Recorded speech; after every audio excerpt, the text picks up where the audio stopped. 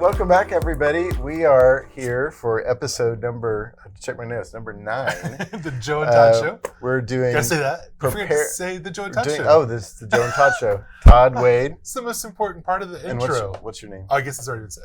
I'm Joe Mathis. Joe Mathis. And we are going to talk about preparing professional proposals. Say that 10 times It's an alliteration. It's also a tongue twister. Preparing professional proposals. That's right. Preparing You can't even do it twice. All right, this is good. I think this is one of those things that as creatives, we are so stuck in our minds of what we want to do that we forget to tell people. We forget to prepare that proposal because we know what we want, and then getting someone to buy off on it or sell it or whatever requires it writing it down and making a proposal. Yeah. Actually, though, we just came from a meeting where they were like, we need a proposal. Yeah, and yes. So here we go. And I made all kinds of promises. How to do that. I promised professional proposals. Yes, you did. Prepared perfectly. Yes. Yeah. So first of all, what is a proposal? Right. That's the first question, because when we started this topic, talking about this episode, it's like, well, what kind of a proposal are you talking about? Is it like a marriage proposal? Well, yeah, there's that kind of proposal. We're not talking about that. Not that kind of proposal. No. Although we have helped with we those will things. do those, yes. So be sure and call us if you need that. But no, this is different. Yeah, so there's different things people are talking about when they ask for a proposal. A potential client could ask for a event planning proposal where you say, I will plan your event for X number of dollars, and this is what it includes. This is what my services will include. I think most of the time that probably means we're going against somebody else. There's probably a lot of times I think that means, hey, we need a proposal from you. We're getting a proposal from 3 or 4 other people. Another word to watch out for is if they say, send us a bid. Yes. Yes, that definitely means you're going up against somebody. Yes. And I think a lot of times for us, we use kind of proposal and bid almost interchangeably because we prepare our bids. We don't just send a number. We prepare that in a proposal form that has, 22 pages to it and tells all about us. Maybe less than that, maybe 14. But yeah, it tells all of our capabilities, all the different things we can do and who we are, where we're from, what the company's about, all the good stuff. But I think sometimes our longtime people who are only going to choose us, they'll also ask for proposals. Yes. Sherry asked for a proposal of, we obviously have the event, we know what we're doing. She's kind of wanted it down in writing again to say this is kind of where we're going and what it's going to look like. And for a while there, our proposals didn't include all of our capabilities, and we decided it was helpful, even with existing clients, to show them all the things that our company does and can do. Because some people may only be hiring us for Christmas decor, and they may not know we do events, and vice versa. And so it's more likely people don't know we do Christmas decor. They know we do events. But that's exactly right. No, either way, that's exactly right. Yeah. I think the other proposal that we need to make sure we're kind of lumping in today, but a lot of times we'll have a client who says, I want a proposal of what you're going to do. Yes. And that means occasionally that will be a new client, and they're like a brand new event, everything, and those are a little weird to me. I think those are really hard. So for one thing, as a creative, I don't like to give away my ideas. Right. I want to make sure that we've got the job. As creatives, we tend to hide our cards and not want to tell anyone until I'm ready. Got it all figured out. Until I'm ready. Especially you. And of all the creatives in the world, especially me. I don't like to share information until I know that they're paying me and I know they've got the job. But I know that too. I know for a lot of people, your ideas. That's how they decide who they're going to use. They want to kind of weigh the ideas. Hey, your idea is better, and I've never really performed well in that situation because I don't know quite. There's just to me the event planning is a process, and I don't want to do that whole process before. Well, and you want to know who the client is and who their people are and who the guests are going to be and who the donors are going to be. But I do know that for a lot of our people listening or watching, they're in spaces where they're doing a proposal for artwork, for example, where they do have to kind of say, hey, this is what we're going to look at, this is what we're going to do, we're going to do this rough sketch. And I still think that the the same rules kind of apply. It's still a budget. It's still, this is what that means. I'm gonna explore more. I'm gonna look into this. I'm gonna determine the materials. I'm gonna make all this happen. You got to say all that. And there's, this is what's all going to cost. And so, I think proposals can definitely be different things to different creatives, but in a lot of ways, I think they'll share a lot of consistency. So that's what I want to talk about today is how to make that proposal that's just perfectly prepared professionally. So, okay, first question. How do you determine what type and what to include in your proposals? Well, you ask your clients, right? Right. Is that the right answer? Yeah, sure. I think you have to ask your clients what they're looking for, what they want. You got to make sure that you are checking the marks. The other thing I think is to ask when they need it, when they want it, and to get it to them before that, not after. Yes. And important. making sure that you're really meeting their expectations. I think one of the several things that we've kind of learned through the years. I guess it's okay to confess on this podcast that for a long time our proposal was kind of a copy of a copy of a copy of a copy from like 25 years ago of a proposal that we saw that we really liked. What do you call that? Someone else stealing? No. A legacy. a legacy proposal. Yeah, that's it. That sounds so nice. It's a legacy proposal from something I saw 25 years ago, kind of did something similar. We've recently changed all that the last couple of years, but I think the proposal it's got to be in a space where it's really representing you well, and it's modern and current, looking like you intend for your company to look like you to look. So that's definitely the case. What was your question again? Well, how do you determine what you put in a proposal? Oh yeah. So for us, we want to start with something that's alluding to their event. So what we've been doing lately is kind of a photograph of an event that looks like theirs. And this would be for a proposal for an event, for just the planning fee, yes. not the whole design of the event. Right. No. Yeah. Definitely not. Right. But give kind of an example of who we are, what we do, and then we like to start with putting it all back on that company. So we're going to use that company logo, that company's name, maybe their contact people.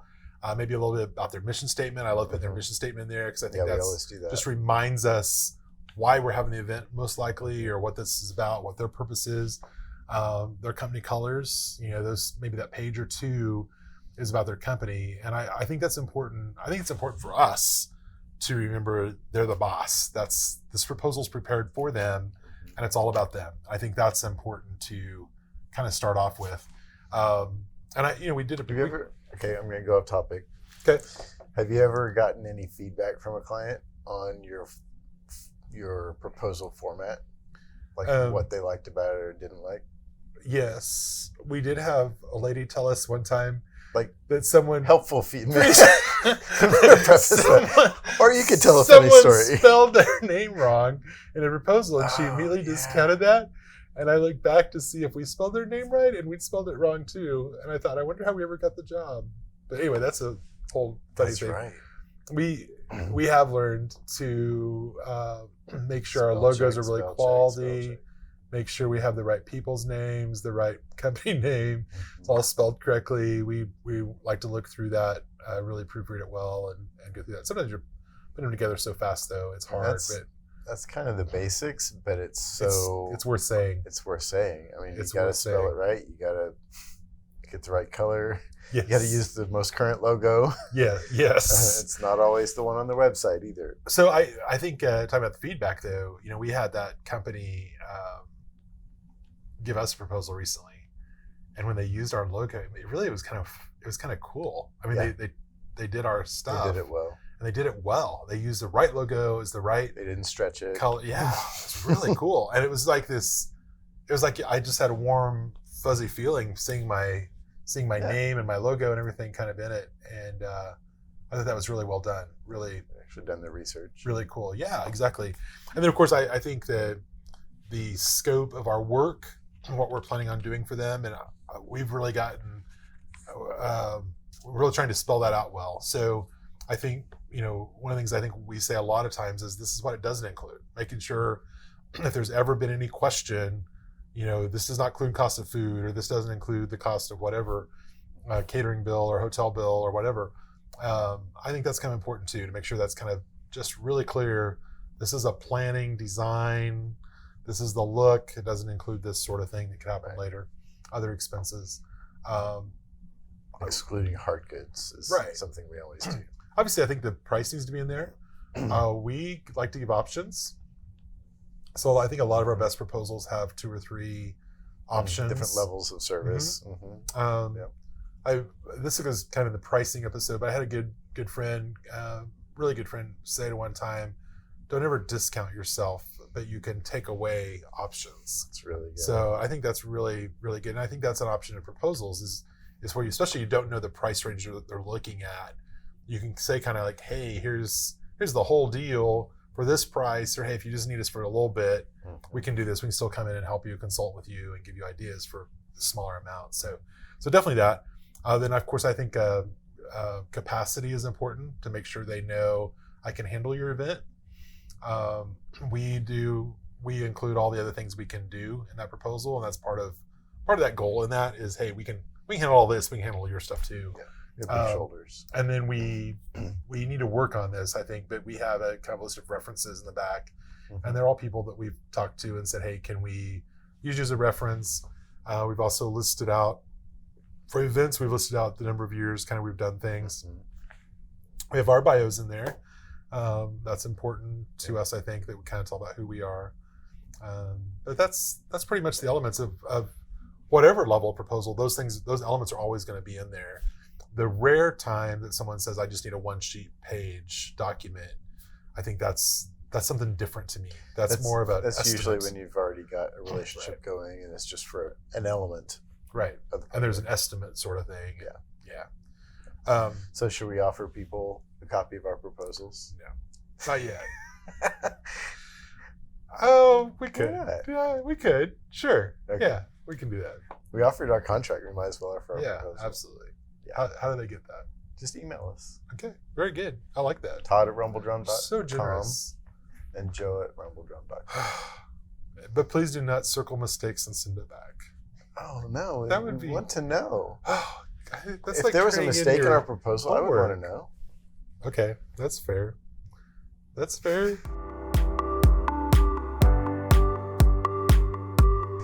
All right. So give us some some pro tips on presenting proposals. Okay. Number 1, without any question. Next page. This is You're on the wrong page. The number 1 thing, without any question at all, is to make sure. Oh, am I supposed to say these things? Yes. Oh, yeah. We have a script here. It's supposed to be notes. Content notes. But I thought of good content just now. I think it's on there anyway. Probably so. We have learned, and this is trial and error again. I remember going to a meeting and they had printed out our PDF. Oh, my word. And I think it was everything. Classic example.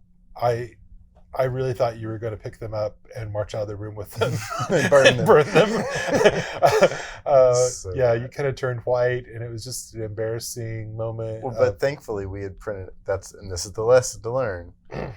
Print your proposal professionally. Oh, look at that! Oh, look at that! That's so good. We use QuickPrint in town, and they're awesome. And I mean, they'll turn something around fast, and we'll do it professionally. We'll do a little coil binding on the side. It's color. Cover, full bleed cover. Just take the time to have it printed on nice paper. Yeah. And print plenty of copies for everyone in the room, and bring it with you to the meeting. And print extras. Print extras. I think that's the other thing. If you have to, have someone deliver it to them at their office if you can't get a meeting. I started to say, I think that's one of the tricky things that we've had through the years that we've also learned. You kind of want to be frugal. You're thinking, oh, wow, if I'm going to spend $20 to a proposal, do I really want 6 copies? And there's only 4 people at the meeting. Well, we've definitely learned we want our own copies. We're not going to go, what's that say? What did I say there? And so you can mark it up. See people do that. Yeah, you want your own copies. We want our own copy for a file to bring back to the office. Yeah.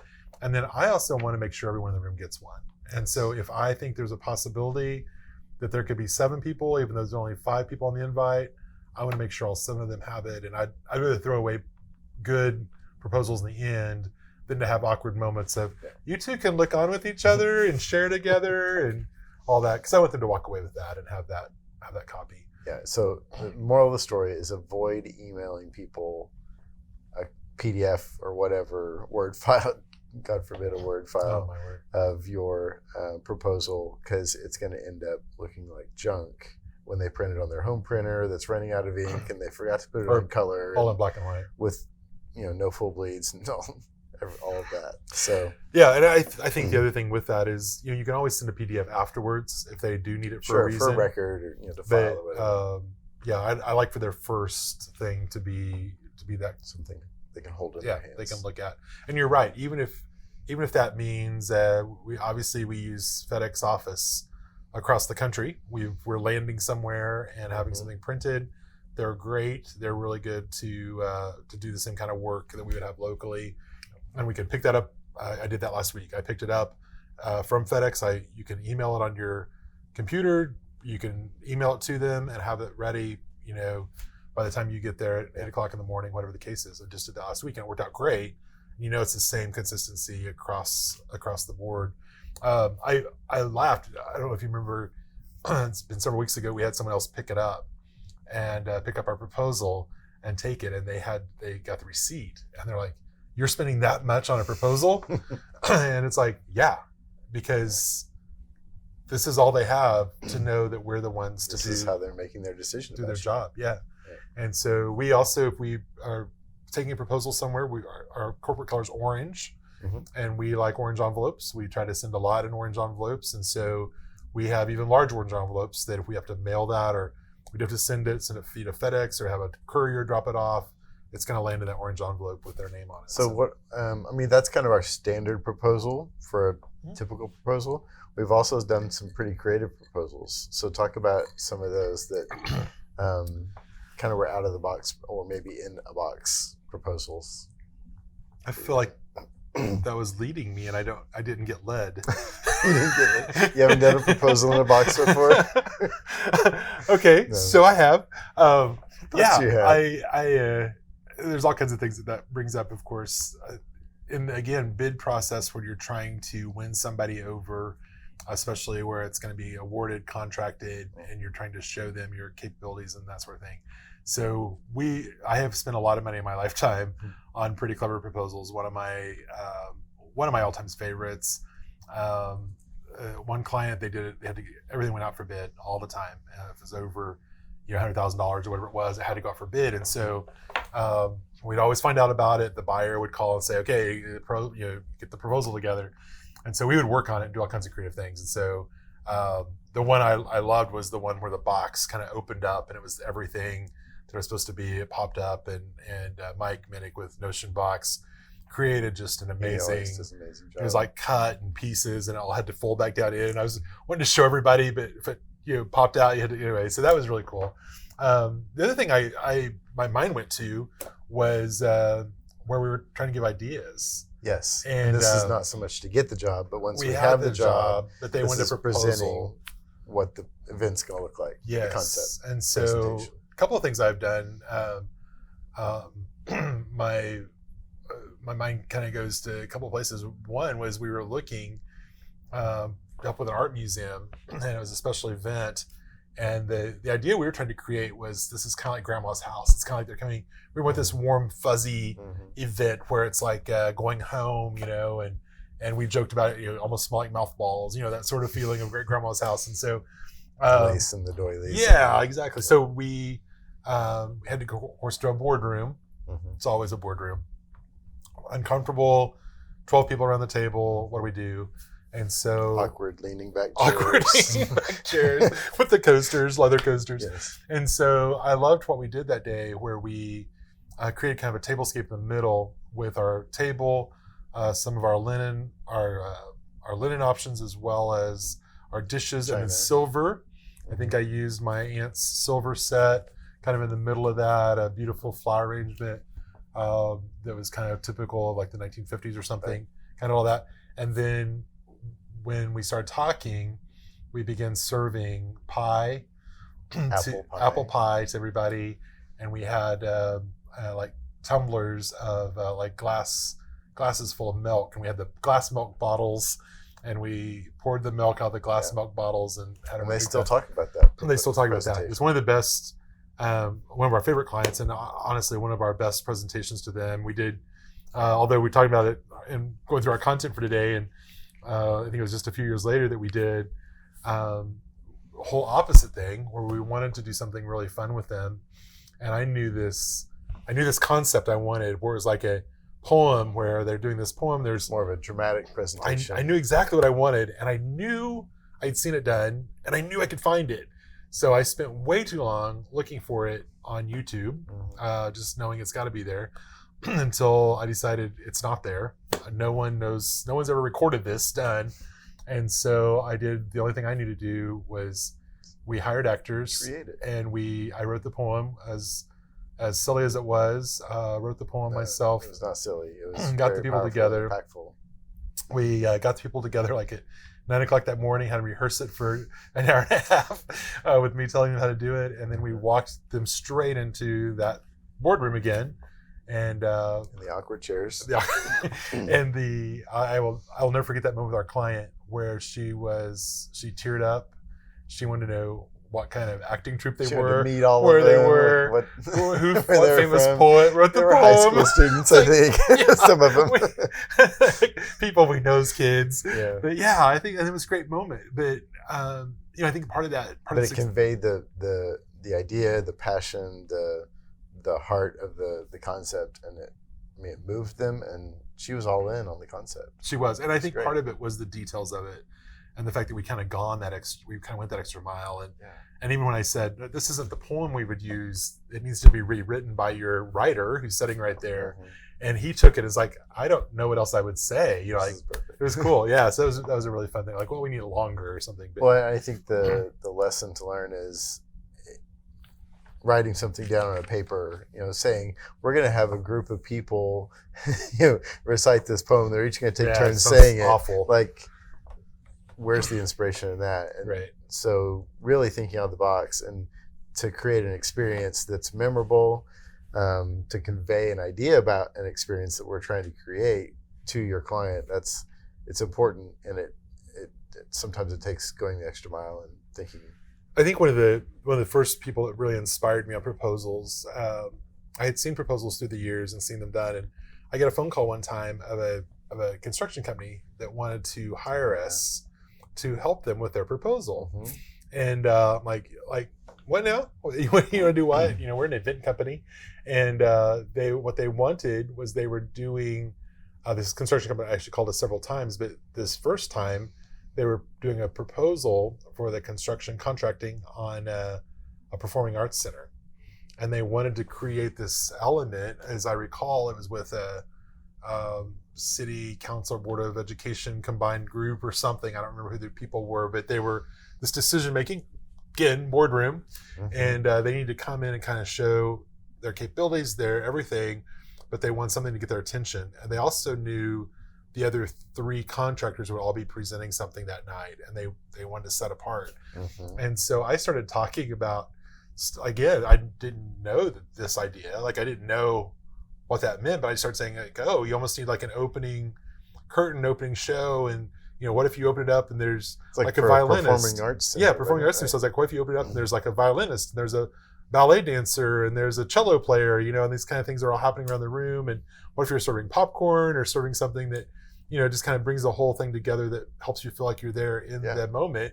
And then you can start saying, this is what we would propose, and our ideas. That you get performing arts. Exactly. Yeah. So I was really big on red and black, velvet curtains, like a whole bit. And so the cool thing about that is I learned from them several aspects. We decided what we were going to do. I don't remember all the details, but we did almost pipe and drape style with a pulled back curtain, and then a kind of a cyc, if you're on theater, sort of that feel of kind of a back curtain too. And so we knew we just had about 3 to 4 minutes from the time the other people left. They would take a short break, and then we had to have set up and ready to go. So we went to their office and we practiced, rehearsed it with who's going to carry what pieces in, what order we're going to go in, who's going to put what in place, down to the violinist that we ended up having down to, what did they do? Where were they going to stand? What was that going to look like? How long was the song they were going to play? Rehearsed it. And then we had it really down. I mean, we spent several hours kind of making sure it was choreographed well. We knew exactly what was going to happen when we stepped out of the room, and when they knew we could come back in, get everything and take it out, what that'll look like. And then we had the morning of the event, the morning of the proposal, we did it again. And we're all wearing what we need to wear. It's kind of like a dress rehearsal. Yeah. And that really spoke to me, because I know even now we will have, when we know we're getting ready to go into a meeting, we will kind of talk through, what are we going to talk about? Where's it going to go? What part are you going to say? What am I going to say? We don't always do the rehearsals as well as we should, but I think talking through it and planning it and making sure is an important part. And I learned that from that contractor 17 years ago. So I think that's just very cool, something to think about and do. So this is cool. I love it. Yeah, it's been good. I will confess, when I saw the topic, preparing proposals or whatever it was, it's kind of like preparing professional proposals. I was kind of like, and we're supposed to talk about that how long? And here we are. Yeah, here we are at the end of the hour, and I could probably go another section of time on the podcast. So this is cool. We would love to help you more. Like Todd said, I guess we'll send you a proposal, copy of a proposal. I feel like we're giving away all our secrets on the podcast. Why not? Okay. So we'll send you a proposal. Send it to Todd at RumbleDrum.com. Send it to me. I'm going to question again if we should be giving this out. So get that in fast. I think I still owe a couple people a copy of one of our contracts. You better do what you say if you're going to do what you're going to say. So we'd love to do that. We'd also love to hear about you. If the proposals you've had that have been successful and helpful, be sure to email us. I'm Joe at RumbleDrum.com, Todd at RumbleDrum.com. We'd love to communicate with you, hear from you. We are on social media, all the social media, every bit of social media. I got a notification yesterday that we had a lot of likes on something I've never even heard of. I don't even know what it was. So good stuff. More than I know about. We're on more social media than you know about. Which that means more than Facebook. Scary. More than Facebook. We're on Facebook, Instagram, all the stuff. We'd love it if you would like us, review us, talk about us, subscribe. I know that word. If you're watching us from our website, we are available wherever you listen to podcasts. Be sure and rate us and like us there as well, because that helps us. And how they tell me it's important to say this, so I'm saying it. And check out our show notes too. Yeah, exactly. A lot of that's on our website, so go there. But you can always also find it on Apple, iTunes, all that podcasts places, and YouTube. So do that. Well, next week's gonna be cool. The next episode, you know what it is? Have you read ahead? It is awesome. Understanding client identity and brand. You did read ahead. Understanding client identity, and I think that is going to be so much fun. That's something I really enjoy. Branding. I enjoy it a lot. So good stuff. Hey, we'll see you next time. It's been a good day. Talk to you soon, and just have fun being creative and being in business together. Have a great week. Take care.